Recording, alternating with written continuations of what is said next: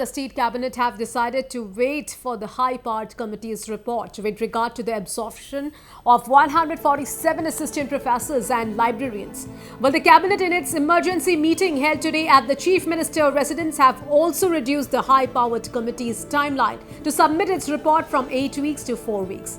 Informing this in a press briefing after the meetings, Deputy Chief Minister T.R. Zaliang explained that the reason they have constituted high-powered committee is to dig out who has committed the mistake, which year, and how many were appointed based on what.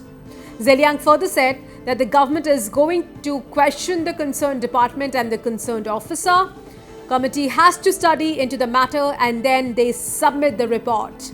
Well, Zaliang also said the cabinet cannot take a U-turn from its decision blindly, hence the committee was set up in order to study the matter. He said the cabinet will take its final decision only after the HPC submits its report. He exuded hope that the cabinet will take a positive steps. Cabinet understood the position of the legislators. But we need few days time, and we have given few days time to High Power Committee to submit the report, so that based on their report, Cabinet will take a decision and will take action. So we have made an appeal to this NSF and CTAN and NNQF also, that to discuss among themselves and to put this proposed agitation on hold till the matter is discussed and decided based on the High Power Committee report. This is what we have requested, and they have gone, and hopefully that they will take a right decision and come back to us. Meanwhile, the cabinet have also appealed to NSF, CTAN and NNQF to withhold their agitation. The Naga Students Federation, CTAN and NNQF has also held a closed-door meeting with Deputy Chief Minister T.R. Zaliang, Minister K.G. Kenny and Chief Secretary J. Alam separately after the cabinet meeting.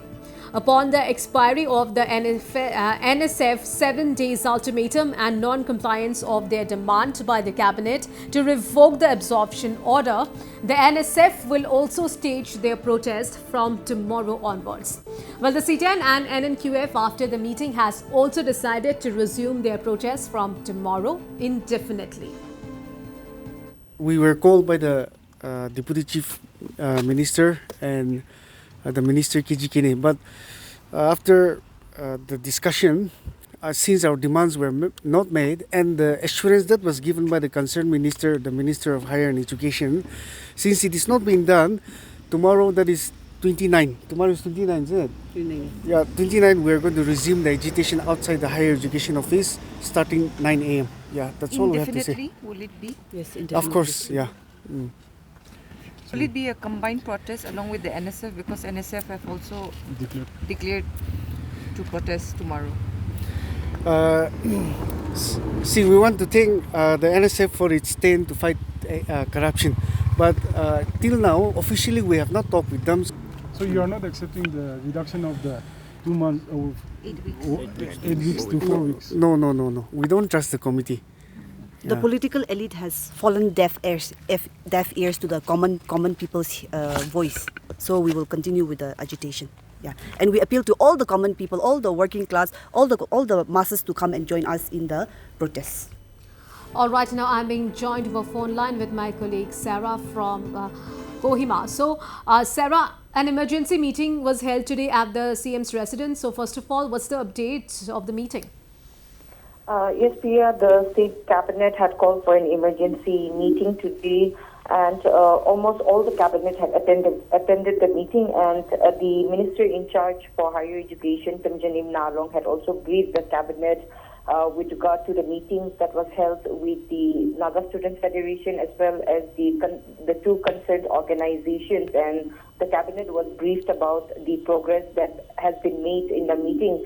However, despite the verbal assurance given by the minister in charge to CTAN as well as the NNQF, the cabinet in today's emergency meeting have decided to wait for the high-powered committee's report with regard to the absorption of the 147 assistant professors and librarians.